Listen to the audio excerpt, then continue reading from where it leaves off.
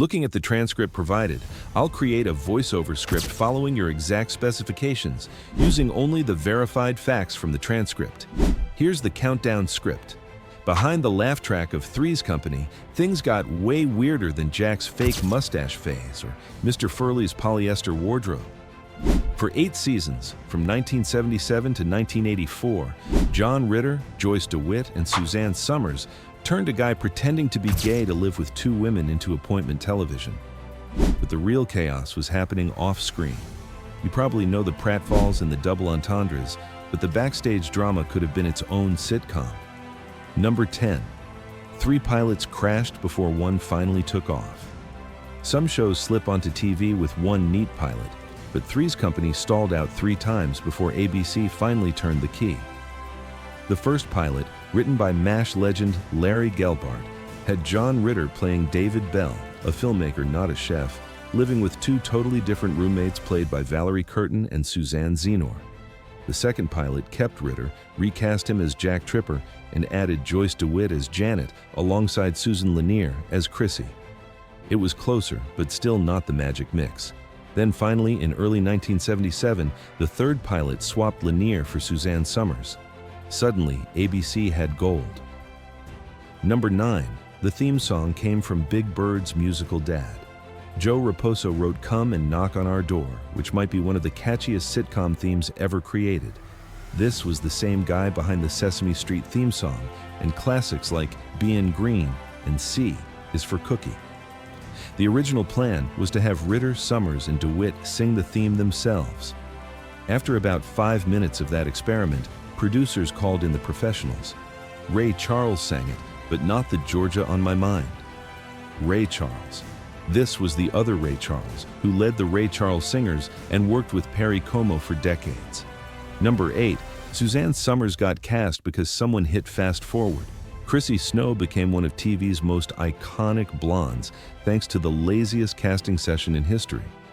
Suzanne Somers had already been rejected twice for the role. 2 pilots, 2 other blondes, no chemistry. Cut to Fred Silverman speed-watching audition tapes like he was late for happy hour. Mid-fast forward, he slammed rewind on Somers' tape and said, "Wait, who's that?" One Sunday, Suzanne's phone rang. "You're our Chrissy. Be here tomorrow. We start shooting." No callbacks, no chemistry reads. Sometimes TV magic is strategy, and sometimes it's an exec accidentally hitting rewind before last call. Number 7. Jeffrey Tambor was the show's secret shapeshifter. Before Jeffrey Tambor was perfecting his neurotic patriarch act on Arrested Development, he was playing career dress-up on Three's Company. He showed up as 3 completely different characters because apparently the casting director figured viewers had the attention span of a Tai-Tu goldfish. Winston Cromwell III in 1981, Dr. Tom Miller later that year, and Dr. Philip Green in 1982. 3 names, 3 episodes, same unmistakable Tambor energy. But Tambor wasn't done. In the season 3 episode, An Anniversary Surprise, he debuted as Jeffrey P. Brooks III, the Ropers' snobbish new neighbor and realtor.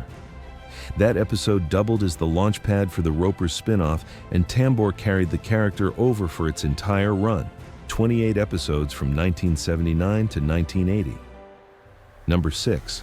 Jack Tripper was almost a different kind of comedy.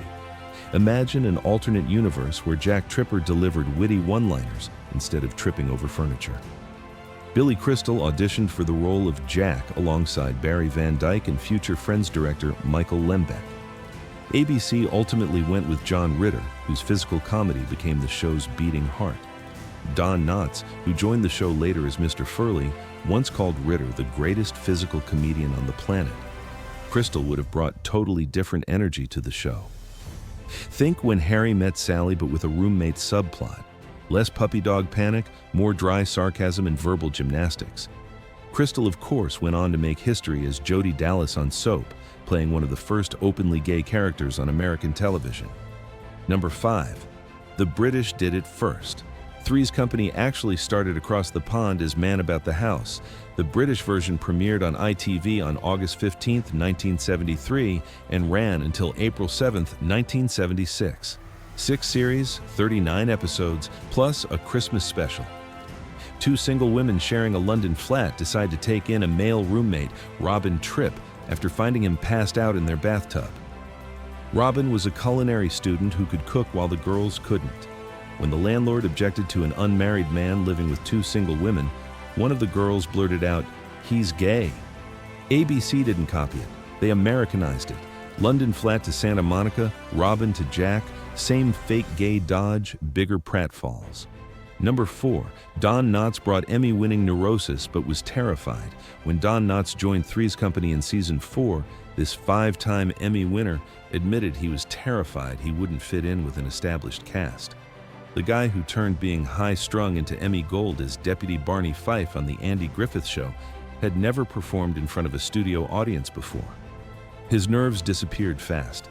Knotts brought his trademark jittery energy and flawless timing to Mr. Furley, and audiences devoured it. The ratings told the story. Three's Company shot up to number 2 after his arrival. Number 3, John Ritter's son wandered into TV history. In the season 7 zoo opening sequence, watch Janet feed that goat. A toddler suddenly appears in the frame like he's auditioning for random cute kid number 3. That wasn't a hired child actor. That was Jason Ritter, John's son, who apparently decided the goat looked more interesting than staying with his mom, Nancy Morgan. Instead of cutting around the wandering child, producers kept it in. Jason Ritter went on to star in Joan of Arcadia and Parenthood, proving that sometimes the best careers start with curious toddlers and friendly farm animals. Number 2, the spin-offs that couldn't recreate the magic.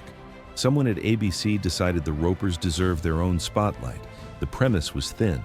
The Ropers sell their property and move to an upscale neighborhood where they don't fit in. Every episode hammered the same notes: Stanley's cheapness and their non-existent sex life. The show was canceled after 2 seasons totaling just 28 episodes.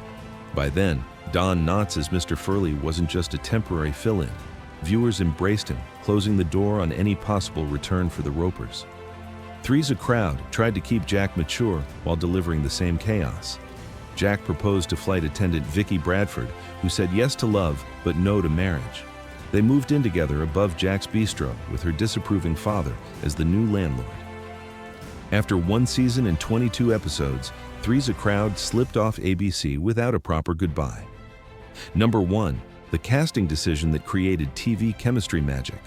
The color-coded chaos happened when Suzanne Somers demanded $150,000 an episode, plus 10% of the profits, more than triple John Ritter's $50,000. Producers said no, and suddenly the writer room turned into a crisis center. Every week, 2 versions of each script were generated, one with Chrissy's scenes and one without her at all. They color-coded the draft so the crew could instantly grab the right version. Somers was escorted under security to a tiny side set where she'd film quick phone call scenes, carefully isolated from her co-stars. This created a freeze between Joyce DeWitt and Suzanne Somers that lasted over 30 years. They didn't share a single word until 2012 when they reunited on Somers' talk show, Breaking Through. Three's Company didn't just knock on the door. It had to try 3 times before anyone let it in. And behind every pratfall was a backstage story, even stranger than the misunderstandings on screen.